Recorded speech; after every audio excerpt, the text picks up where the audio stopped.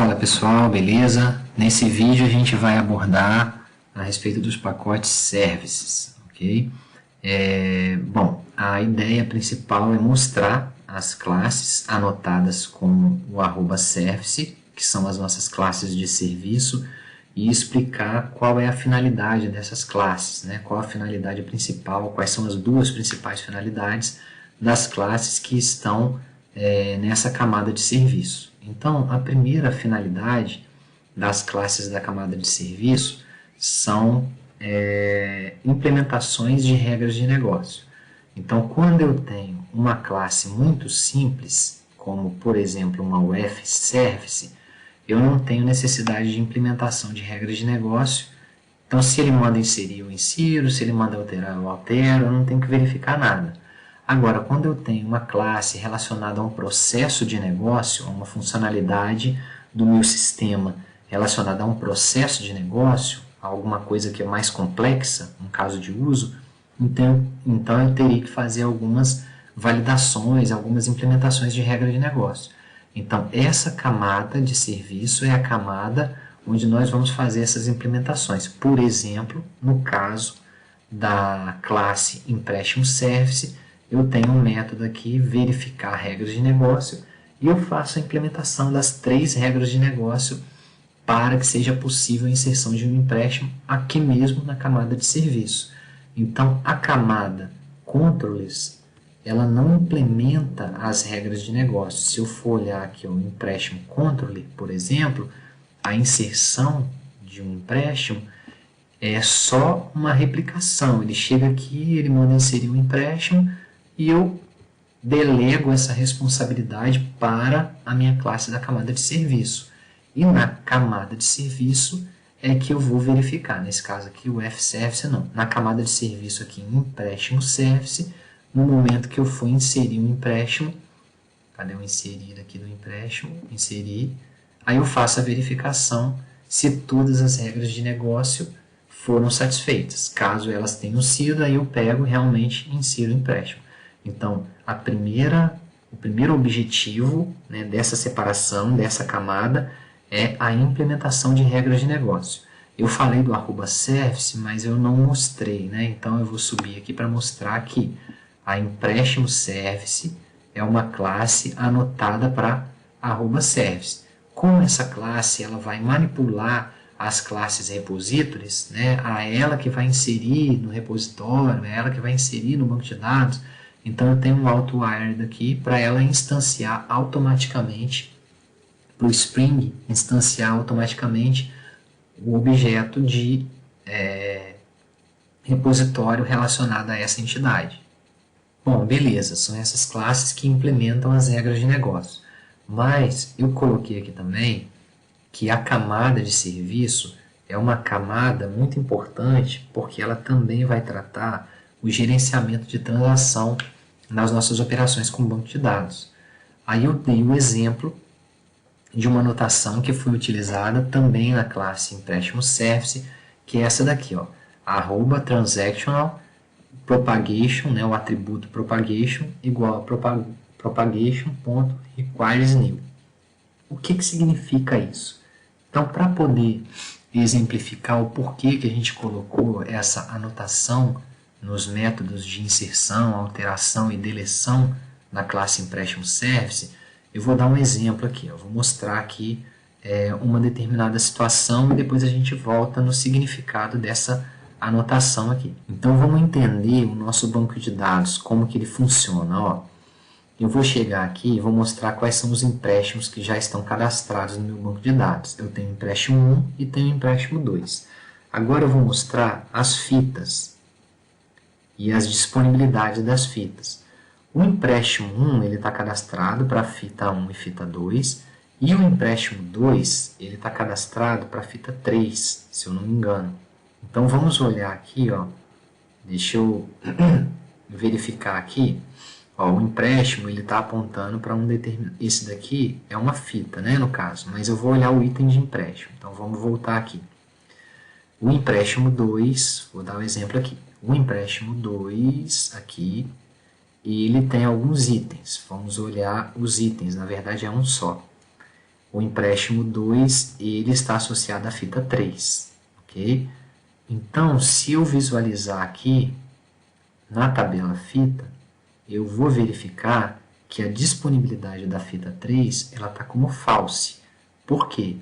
Porque a fita 3 ela foi emprestada no empréstimo 2 e ainda não foi devolvida. Eu sei que não foi devolvida porque eu que cadastrei aqui e na devolução só tem uma fita devolvida. Então, o que eu vou fazer aqui? Como ele está funcionando, né, tudo direitinho, então eu vou rodar e vou remover o empréstimo 2. Eu vou vir aqui, empréstimos, e aí eu vou remover esse empréstimo 2 aqui. Quando eu remover esse empréstimo 2, o que tem que acontecer? A disponibilidade dessa fita 3, ela tem que passar a ser true. Por quê? Removendo esse empréstimo aqui, ó, que é o empréstimo 2, que tem a fita 3 como item, ele tem que liberar essa fita agora para futuras remoções. Então, eu vou vir aqui, ó, e vou remover o empréstimo 2. Remoção com sucesso. Vou voltar e vou mandar ele rodar novamente. Isso aqui tem que mudar para true. Então, rodei, ó, mudou para true. Beleza. Tranquilo, até aí tudo bem. O que acontece? Sem o transactional, ia dar um problema numa situação em que eu tivesse uma exceção sendo disparada para remoção. Como assim? Agora eu vou apresentar a situação problema, né? Para a gente poder visualizar. Vamos colocar aqui ela funcionando corretamente. Vou explicar agora o empréstimo 1. Vou rodar aqui, deixa eu dar um clear. Vamos estudar o empréstimo 1. O meu empréstimo 1, que é agora o único que está cadastrado, porque eu já removi o empréstimo 2, ele é composto por 2 itens. Ó. Vou voltar aqui. O empréstimo 1 ele tem 2 itens. Ele tem a fita 1 e a fita 2. Vamos olhar a disponibilidade das fitas. Cheguei aqui, rodei. A fita 1 ela está com disponibilidade falsa e a fita 2 está com disponibilidade true. Por que as duas não estão como falsa? Né? Já que eu tenho essas duas fitas, tanto a 1 quanto a 2, como fitas que foram emprestadas. Se eu olhar na devolução, vamos voltar aqui, ó, já foram realizadas 2 devoluções, justamente do empréstimo 1, ou seja, o empréstimo 1 possuía a fita 1 e a fita 2. Mas já existem 2 devoluções relacionadas, tanto a fita 1 quanto a fita 2. Então a gente pensa, poxa, então as 2 fitas, a 1 e a 2, elas tinham que estar disponíveis aqui. Mas acontece que nesse banco de dados inicial, eu cadastrei uma reserva para a fita 1. Então se eu limpar aqui e olhar nas reservas, eu vou verificar que existe uma reserva feita para a fita 1. Por conta dessa reserva é que a fita 1 ficou com disponibilidade falsa. Então, vou voltar na fita. Ok. Então, por isso que a fita 1 tem disponibilidade falsa. O que acontece? Se eu chegar aqui na minha aplicação e tentar remover o empréstimo 1, ele não vai conseguir porque já existem devoluções associadas a esse empréstimo. Mas ele não só deve não conseguir, como também ele não pode alterar essas disponibilidades das fitas, uma vez que ele não conseguiu remover esse empréstimo. Então, quando eu chegar aqui, ó, e clicar na remoção, ele vai ter que falar, não é possível excluir um empréstimo que possui multas ou devoluções. Beleza? E as fitas, como não aconteceu nenhum tipo de alteração, elas têm que continuar com suas disponibilidades iguais. Beleza? Então está funcionando corretamente.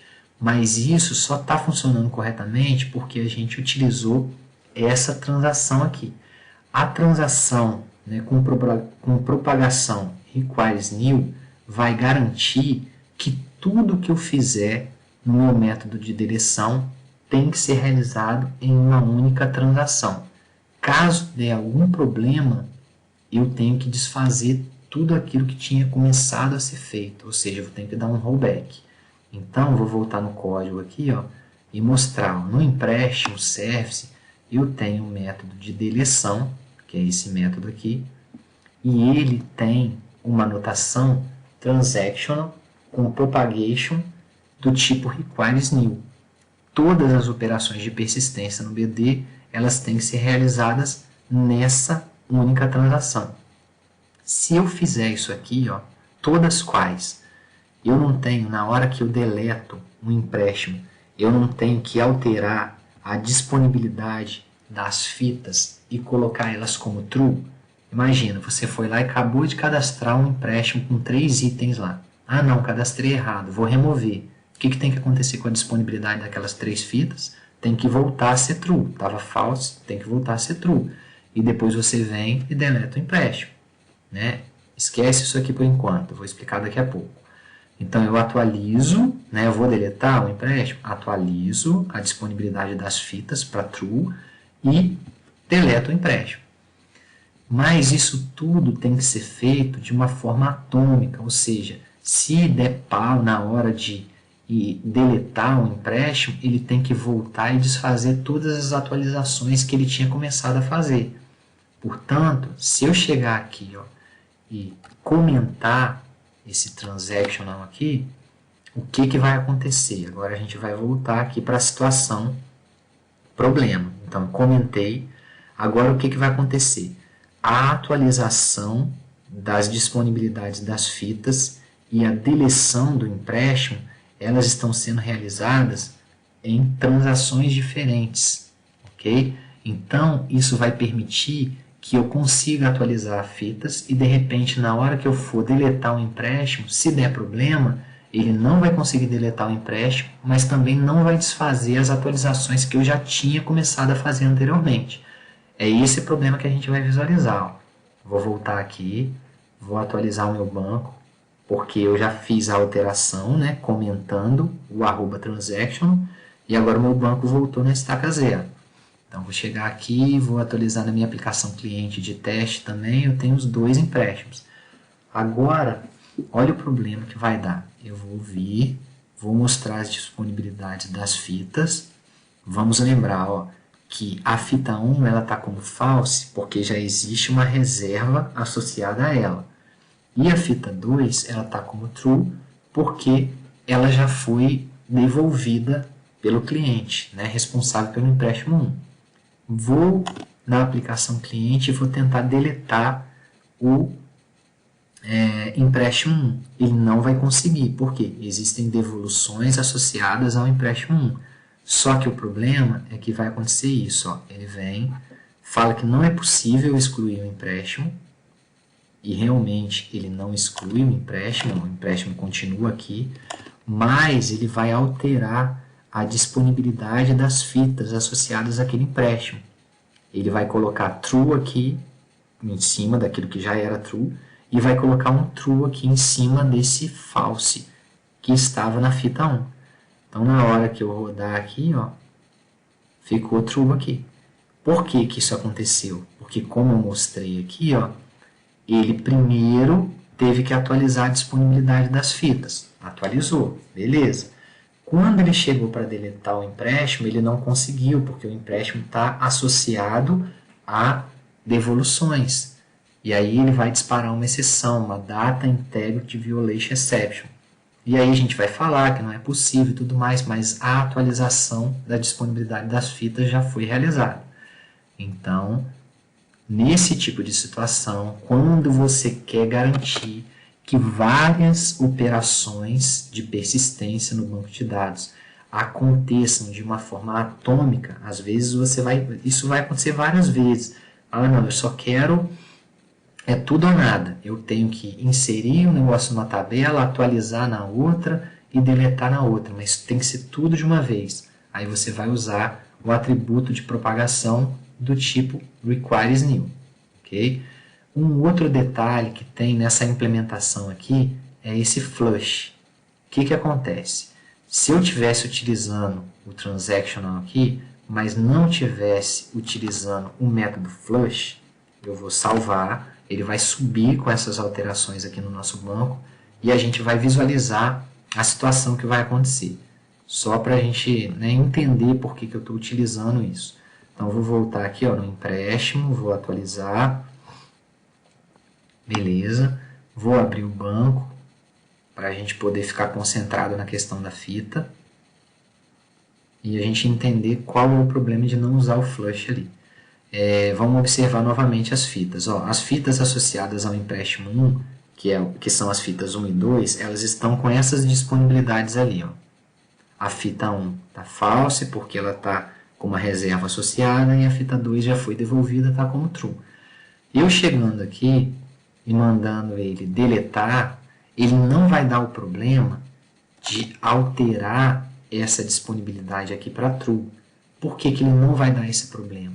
Ele não vai dar esse problema porque a gente já está garantindo a atomicidade das operações de persistência através da anotação transaction com o atributo propagation requires new.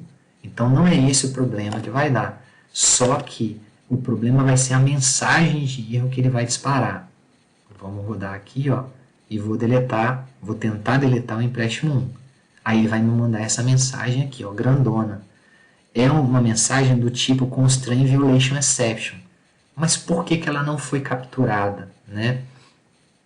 Por que eu não capturei uma Constraint Violation Exception e consegui retornar essa mensagem com uma exceção personalizada? Isso acontece porque o commit ele não vai ser feito dentro desse método aqui. Então, na hora que ele for fazer a deleção de um empréstimo, que implica na atualização de fitas e depois a deleção do empréstimo, ele vai terminar esse delete aqui e depois ele ia realizar o commit. Só que realizando esse commit depois da finalização do método, eu não estaria capturando essa exceção disparada nesse try que está dentro do meu método delete. Então, eu vou descomentar essa linha com o método flush para forçar a sincronização das alterações de remoção nesse momento. Então, ele vai, nesse momento aqui, garantir que o commit vai ser realizado dentro do método delete, mais especificamente dentro desse try. Então, se eu tiver algum problema na realização da deleção de um empréstimo, por exemplo, ela vai disparar uma exceção aqui dentro do try, do método delete, e essa exceção vai ser capturada pelo meu cat e eu vou instanciar a minha exceção personalizada do tipo Data Integrity Exception e retornar um response entity para o meu cliente com uma mensagem muito mais intuitiva do que a mensagem que foi exibida anteriormente. Então eu vou fechar aqui, vou deixar tudo descomentado, vou salvar, ele vai subir com a nossa aplicação novamente e eu vou tentar de novo deletar o empréstimo, só que agora ele vai conseguir capturar a exceção e vai retornar a minha mensagem personalizada. Beleza? Então o objetivo desse vídeo foi justamente esse, justificar a implementação de regras de negócio na camada de serviço e justificar também o gerenciamento de transações quando necessário. Logicamente, quando você vai fazer uma operação de persistência que mexe em uma tabela só, você não precisa colocar a anotação transaction, né? Ele vai fazer, se ele der erro, ele dá rollback e não vai influenciar em outras modificações.